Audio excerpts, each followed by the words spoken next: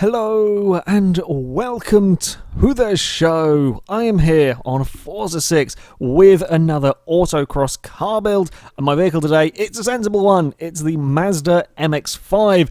This stands a chance of being pretty damn quick. When it comes to this sort of thing, it's small, it's light, it handles fantastically well.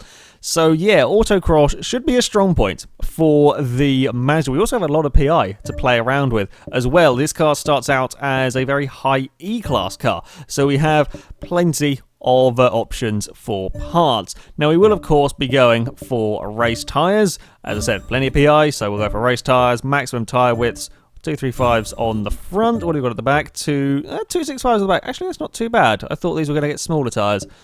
265 at the back, not too bad for a tiny lightweight sports car. Now, I may potentially be swapping the engine in this. I do quite... Where is it gone? Oh, can you not...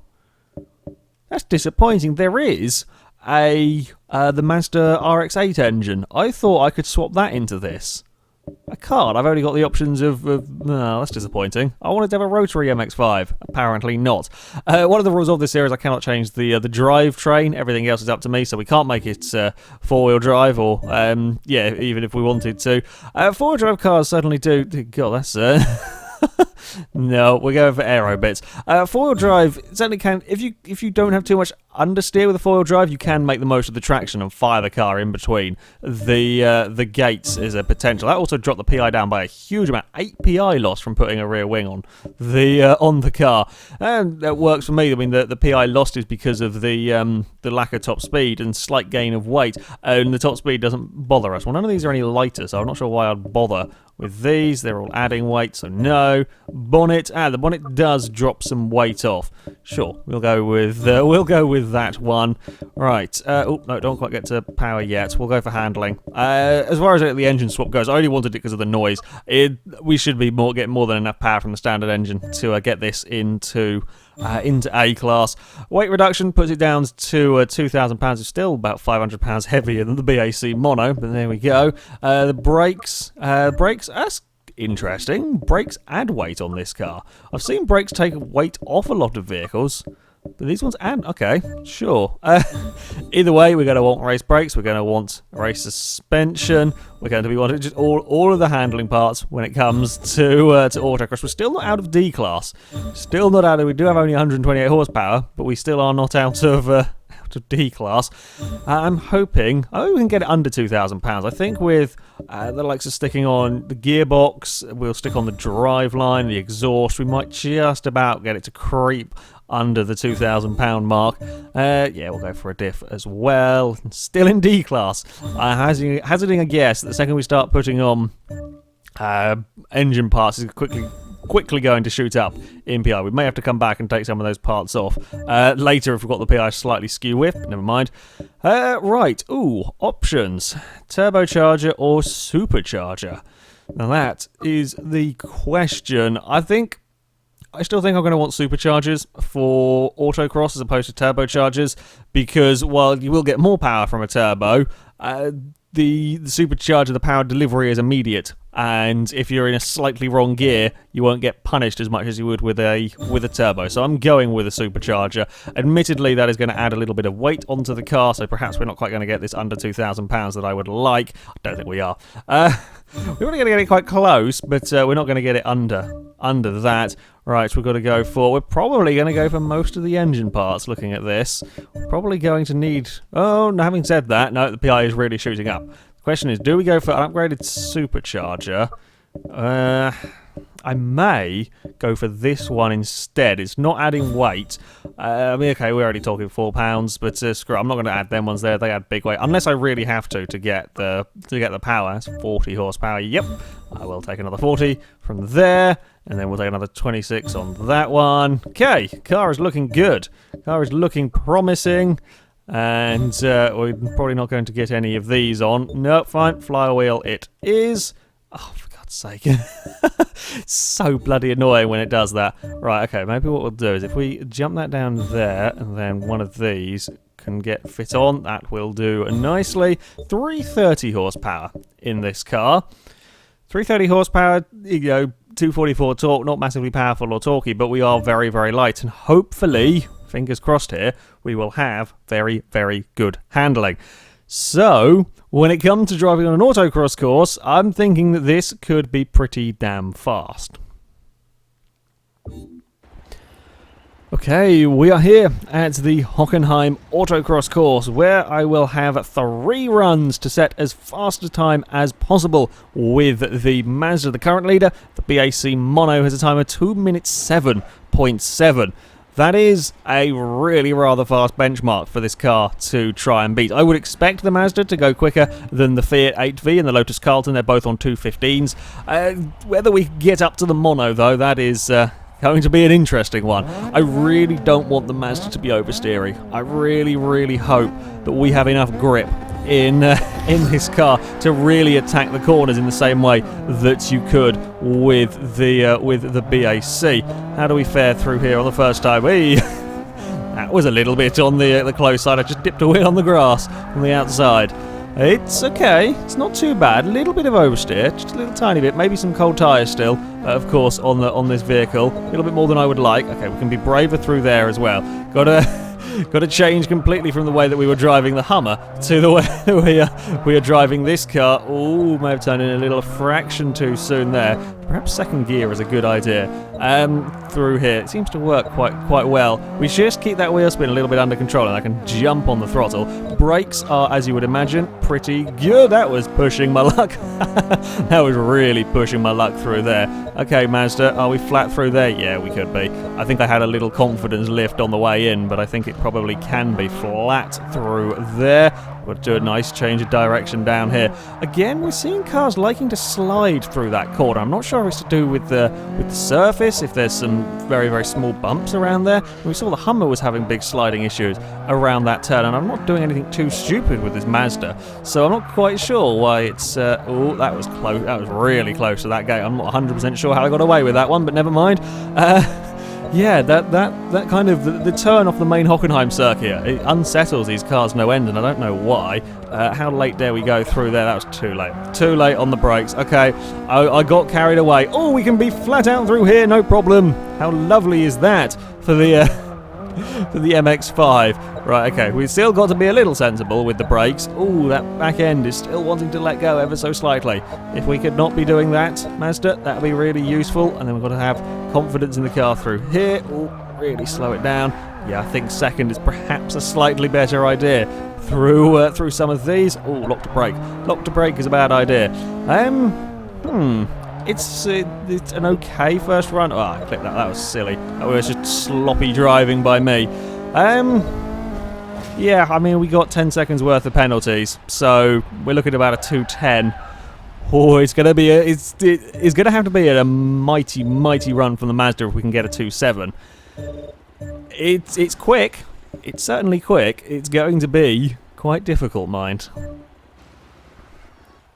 Okay, second run for the Mazda. I'm hoping it's looking quick. It's much nicer to drive than the other ones. I'm hoping we can keep the understeer. I really don't want the oversteer. I really don't want the car oversteering around. I just like it to be that little bit more planted. That's the thing with these autocross cars. You've got to have complete confidence, especially if you go to a run under 2 minutes 10 around here. You've got to have complete confidence that it will grip the road. And that does not fill me with complete confidence, Mazda. If we could not do that, I mean, it feels really quick. It's just I would rather you weren't sliding around.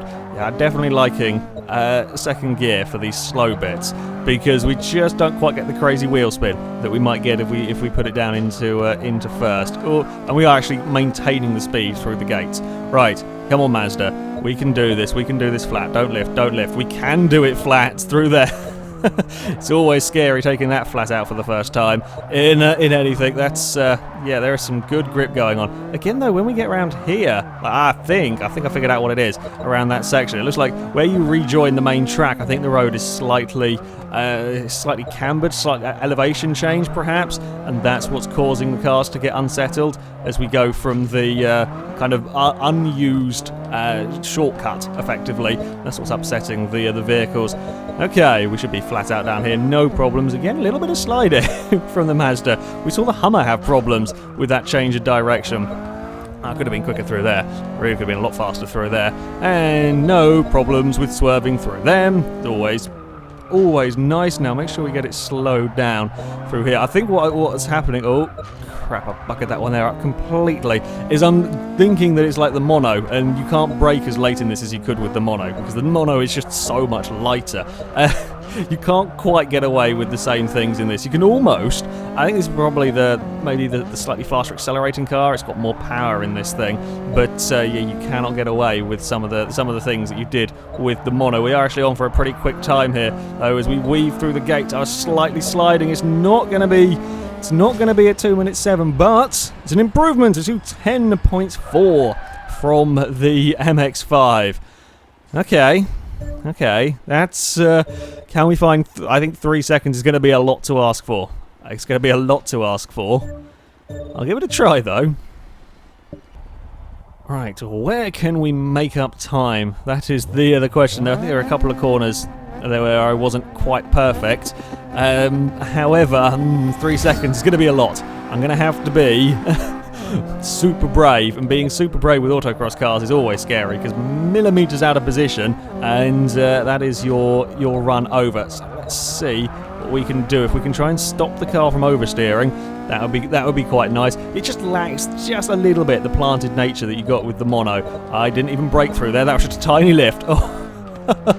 That was slightly scary going through that section. There is a huge amount of grip in this car when you get it right. It's trying to use that, trying to deploy the power out of the slower gates. That's the problem. Fortunately, we don't get big oversteer. Oh, I wish you wouldn't do that. We don't get massive oversteer, sort of carrying the speed. So the quick change of direction we're going to have here, we don't get oversteer there. It's just the low speed gates is where the back end of the car wants to step out of line. I think I've buggered that one there up slightly. We're a little slow on the way in. Again, I'm now focusing on trying to be neat and tidy. Neat and tidy is very important. This feels quick on this first section, although autocross is one of these things that you can think you're doing really well on it. You can think you've got a really good run, and then you find you're 2 seconds down on your previous best, and you have no idea quite where you've messed up. Oh, that was pushing it. That one there was really pushing it. And then trying to put the power down here. I hate the car. The cars just want to slide. I think it's the cambering of the road that upsets them through there.